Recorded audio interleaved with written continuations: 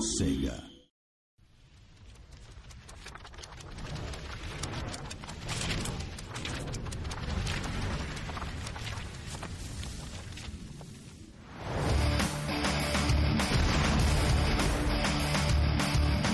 The Incredible Hulk video game has its roots in the 1960s, when Stan Lee and Jack Kirby unleashed one of the world's biggest comic book characters. When you take something that's a combination of Frankenstein and Jekyll and Hyde, how could it not be good?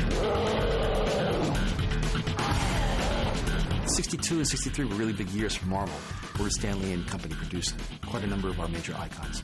I think the Hulk is our most childlike character in many ways because, you know, he's all about impulse and he's just one walking id.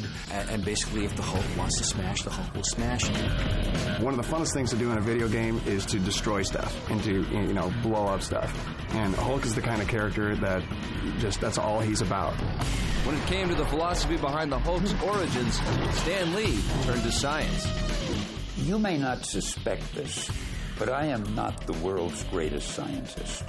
When I got to the Hulk, I said, well, the cosmic rays worked out pretty good. What other kind of rays are there? And I said, gamma ray sounds good.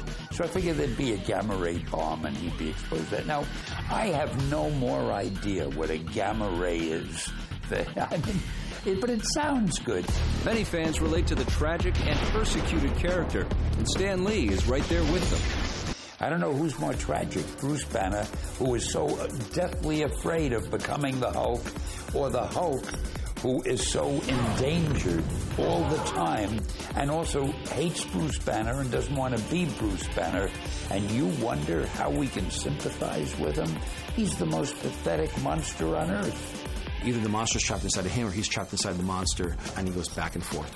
And really can't control it. But it's you know, it's all about anger management. You know, you drop him into a situation, drop him in the middle of a city, what happens? I mean, that's just the great thing about him. He's kind of a, you know, he's a demon in a bottle and he just blows up and you don't know what's going to happen. And so that's the thing we really have to pay off on in the video game, is being able to drop him in there and see what happens. The only remaining item on Stan Lee's list for this new character was a catchy name.